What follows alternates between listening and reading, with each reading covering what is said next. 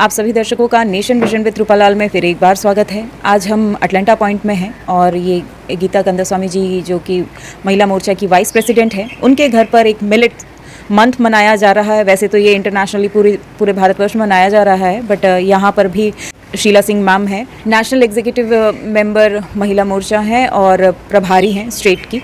सो Sheila ma'am हैं, उन्हीं से जानते हैं कि ये जो मिलेट मंथ है उसका क्या महत्व है और किस उपलक्ष्य में इन्होंने मनाया है। नमस्कार मैम। नमस्कार।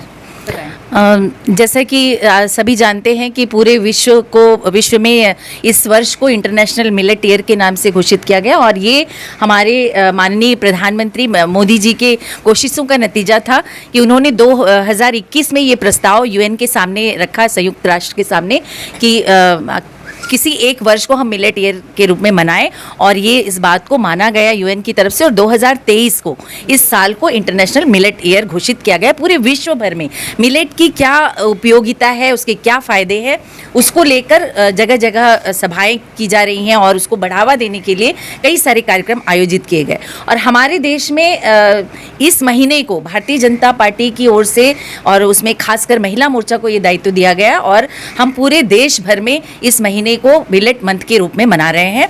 और इसका उद्देश्य यही है कि हम लोगों के बीच में पहुँचे, खासकर हमारी महिलाओं के बीच में, और anganwadi workers, health workers, restaurant में भी वहाँ पहुँचने की ज़रूरत है, यूथ्स के बीच में पहुँचने की ज़रूरत है।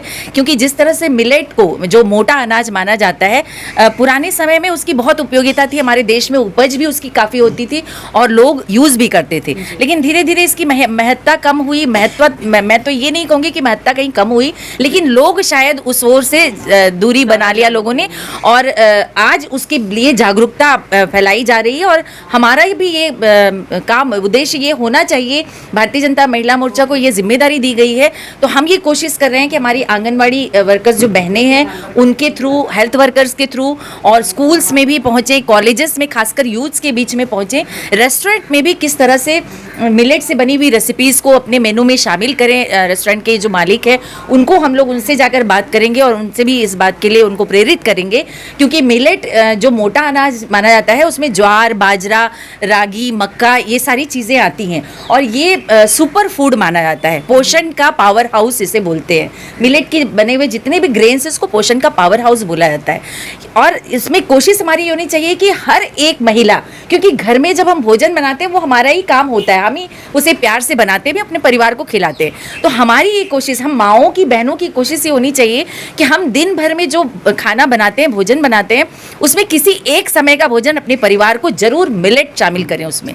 क्योंकि मिलेट एक ऐसा चीज़ है कि जब आप खाते हो तो वो उसमें ग्लूटेन फ्री होता है। वो बीमारियां आप सभी जानते हैं कि खासकर भारत शुगर के लिए जो डायबिटिक पेशेंट सबसे ज़्यादा संख्या में पूरे विश्व में भारत में है, और ये ग्लूटेन फ्री अनाज है। अगर हम अपने घर में डेली अपने रूटीन में इसको शामिल करें तो इसके भी हमें फ़ायदा मिलेगा।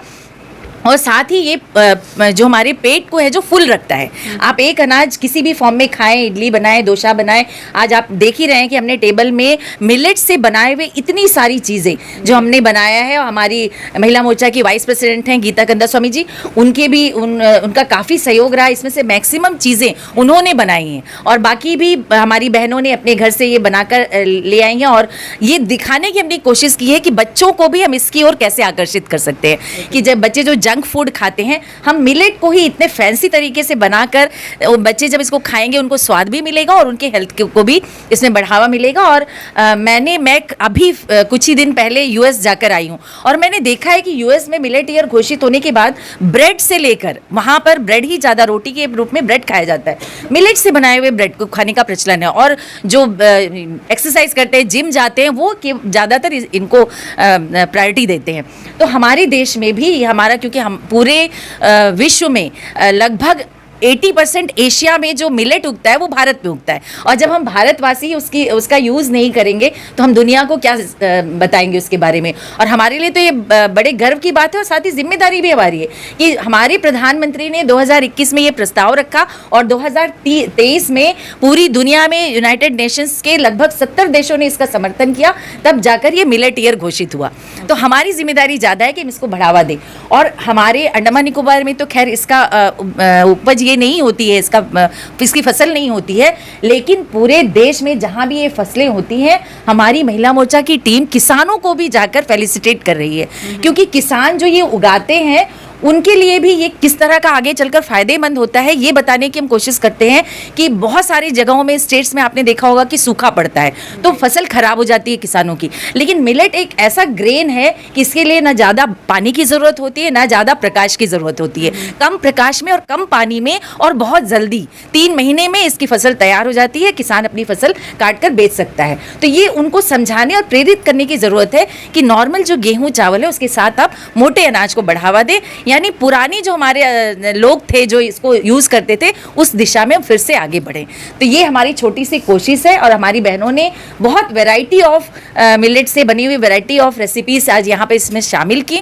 उद्देश्य यही है, और हमारे साथ आंगनबाड़ी वर्कर्स जो हमारी बहनें हैं, क्योंकि हर आंगनबाड़ी में आप देखिए बच्चे आते हैं, बच्चों के साथ जो उनके पेरेंट्स हैं, माएँ हैं, वो आती हैं, वो यहाँ से भी सीखेंगे, उनको बहुत कुछ पता है, लेकिन उसके साथ साथ वो डेली जब माएँ आएंगी उनको प्रोत्साहित करेंगे कि आप अपने खाने में दिन भर के एक समय के भोजन में मिलेट को जरूर शामिल कीजिए। तो ये हमारा उद्देश्य था। आज हमने उनको भी बुलाया और उनके साथ में आज हम ये मिल बांट कर इसके बारे में चर्चा करेंगे, बातें करेंगे और साथ मिलकर इसका आनंद भी उठाएंगे।